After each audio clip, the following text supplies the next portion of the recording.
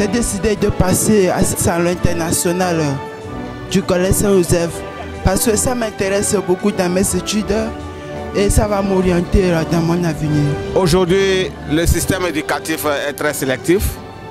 Il faudrait que nous puissions accompagner nos enfants, nos élèves vers une meilleure réussite scolaire et vers une meilleure insertion professionnelle. Et pour cela, ils ont droit à un système d'information, d'orientation qui puisse leur permettre d'arriver à une maturation vocationnelle. Nous avons lancé l'ouverture officielle de ce salon et puis les communications des écoles suivront. La première communication, c'est de s'orienter pour mieux réussir, mais elle sera faite par M. Edjam, qui est le représentant personnel de son Excellence le ministre des enseignements primaires et secondaires. Et puis, nous avons également un thème très important, mais concernant la tradition, la culture, les valeurs culturelles que nous avons aujourd'hui.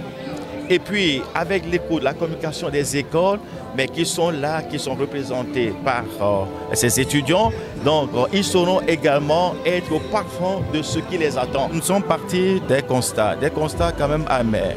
Vous voyez, pour le choix d'abord de série, le choix de filière, le choix également de parcours de formation. Parce que quand l'enfant ou l'étudiant ou l'apprenant n'est pas suffisamment formé, informé de ce qu'il attend, vu sa capacité, ses talents, ses potentialités, il peut rater toute sa formation.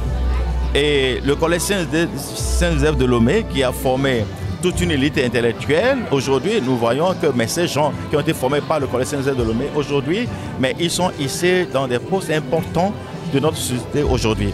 Alors, si on emboîtait le pas de ces aînés qui ont donné plus de visibilité à notre institution, je crois que ces enfants sont préparés aussi sur cette voie-là.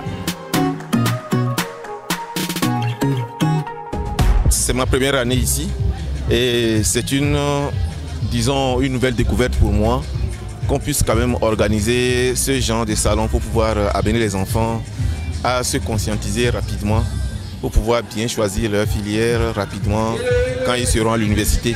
Non, mais les parents sont en train d'assassiner, de tuer leurs enfants.